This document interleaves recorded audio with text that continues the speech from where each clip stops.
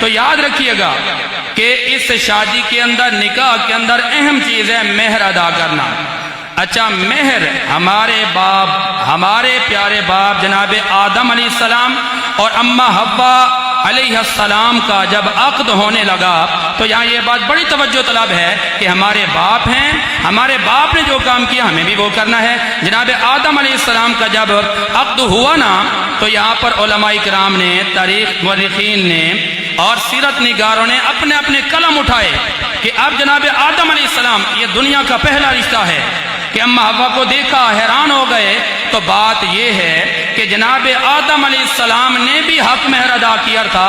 میں آپ کو یہ بتانا چاہتا ہوں کہ وہ حق مہر کیا تھا۔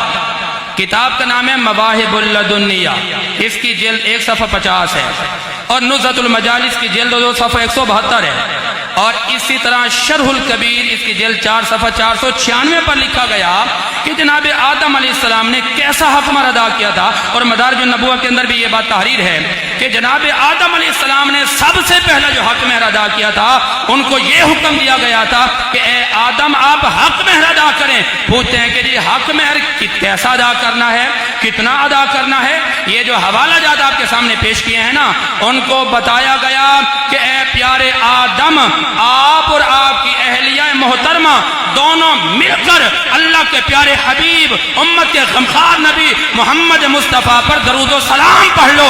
عرض کرتے ہیں کہ وہ کیسا درود و سلام ہے، کتنی مرتبہ پڑھنا ہے؟ ایک کو یہ ملتا ہے کہ 3 مرتبہ، ایک کو یہ ملتا ہے کہ 10 مرتبہ، ایک کو یہ ملتا ہے کہ 20 مرتبہ، ایک کو یہ ملتا ہے کہ 30 مرتبہ، ایک کو یہ ملتا ہے کہ 100 مرتبہ، ایک کو یہ ملتا ہے کہ 1000 مرتبہ۔ پتہ یہ چلا کہ ابھی جب آدم علیہ السلام کا اور اماں حوا کا عقد ہو رہا تھا، اس وقت بھی میرے اللہ نے ذکر مصطفیٰ کروا دیا تھا۔ تو اس سے یہ نتیجہ نکلتا ہے کہ اللہ کریم نے آدم علیہ السلام کی تخلیق سے بھی پہلے مصطفیٰ کے نور کو اپنے نور سے بنا دیا تھا۔